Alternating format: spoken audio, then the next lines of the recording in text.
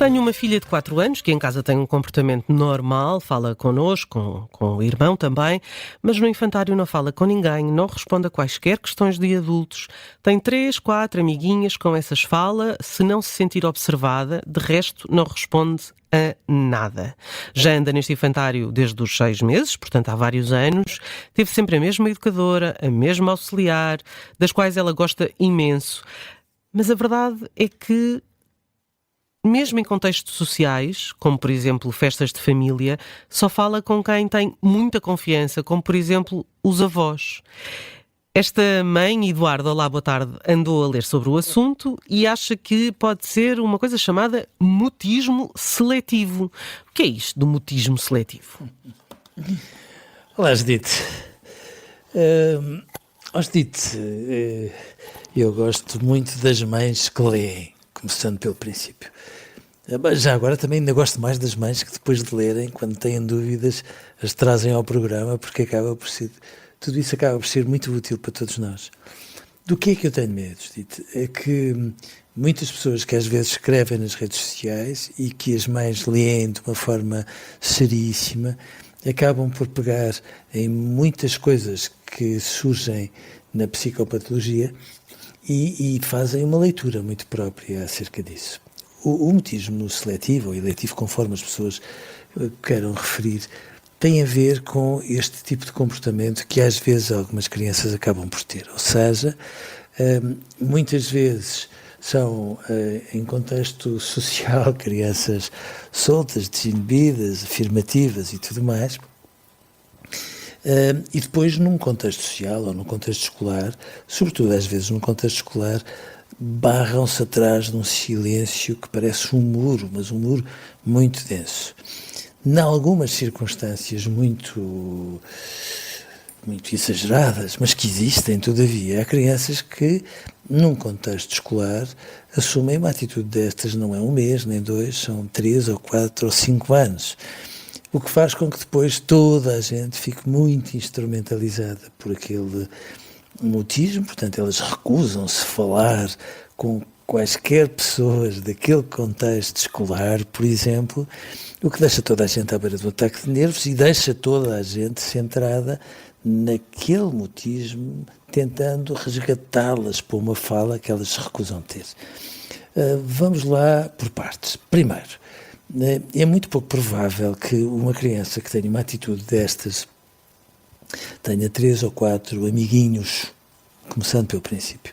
Ou seja, quando tem uma atitude destas, tem uma atitude que se estende às pessoas daquele contexto e, portanto, tão depressa aparecem auxiliares, educadoras de infância ou as próprias crianças da mesma idade. Segundo aspecto, é muito importante nós darmos conta que muitas vezes isso surge num contexto de uma adaptação que acaba por ser difícil a um jardim de infância, as crianças estão assustadas, não sabem em que cantinho se onde meter e tudo mais, e portanto estão muito no mundo delas, brincam sozinhas porque andam ali a tentar fazer pontos sem saber muito bem o que é hão de fazer, e às vezes de uma forma um bocadinho aleatória, mas é quase como uma tempestade perfeita, vão-se criando as condições para que aquilo que era uma reação episódica se vai instalando.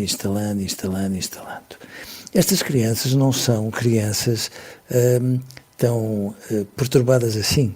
São crianças que, no fundo, são um bocadinho tímidas, ou, se quiser, um bocadinho mais do que tímidas. Estão ali um degrauzinho acima, 2, talvez, no máximo, e, no fundo, estão a falar através do seu silêncio, que é quase como se dissessem, às vezes, a maneira como eu ocupo espaço neste sítio é tão escorregadia para mim, eu nem sei de que maneira é que me hei de mexer, que se eu fizer aqui um muro de silêncio, como deve ser à minha volta durante muito tempo, vai ficar toda a gente Deus nos acuda e, portanto, toda a gente vai reparar em mim.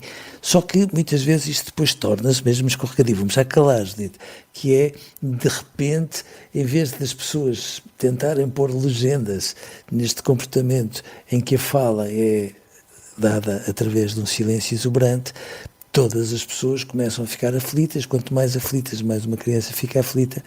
Isto escala de uma forma muito significativa. Seja como for, uma reação destas não é uma reação instalada para sempre, muito longe disso. E depois é como em tudo na vida, Judite, se for muito bem mexida, tanto melhor. Deixe-me só dizer isto, muito bem mexida não obriga de todo a que esta criança tenha que estar num acompanhamento psicológico, se calhar obriga a uma avaliação inicial para se destrinçar o trigo do joio, mas depois uma educadora, como deve ser, com as dicas adequadas, vai lá buscá-la com uma relativa facilidade. Mas isto pode ser, como dizias também, essa questão do mutismo, ou seja, ser de facto enfim, não só um sintoma, mas padecer desse problema? Não, Judite, vamos lá ver. O grande problema de alguns sintomas, e por isso é que eu acho que às vezes, por mais que eu compreenda as pessoas que os vão buscar às redes sociais, ou à Google em particular, eu percebo que depois há uma tendência para que se fale tudo isto e às vezes cria-se uma onda e fica toda a gente a falar disto. Isto é um diagnóstico que vale tanto como a febre.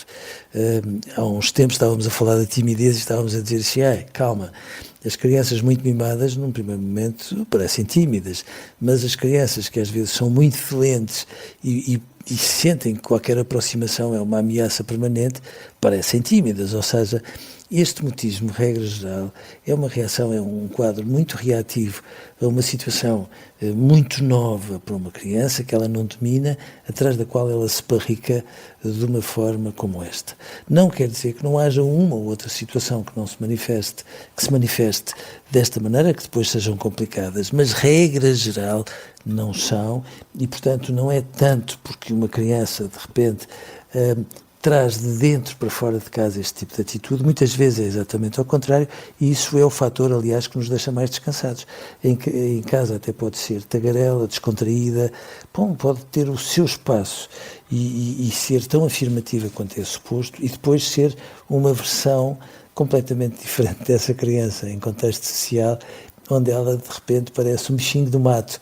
Toda a gente que se aproxima, ela põe lá um stop do género, afaste-se, se faz favor. E esta variação, já agora, é de facto o sinal a que nós deitamos mão para destrinçar o que é um mutismo que não nos preocupa assim tanto e que tem uma evolução saudável, devidamente mexida, de um outro que se manifesta pelo mutismo e às vezes é um sinal de uma situação mais grave.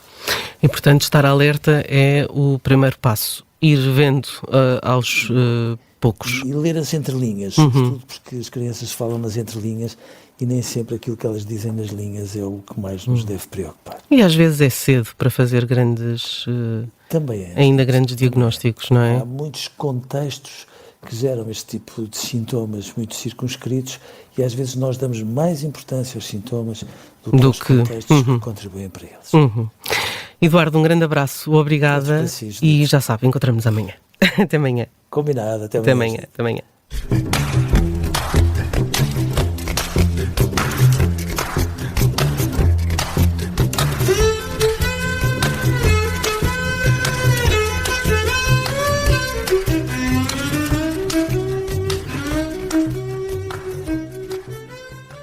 Se gostar deste podcast, pode seguir, dar 5 estrelas e comentar o episódio na Apple Podcasts ou no Spotify.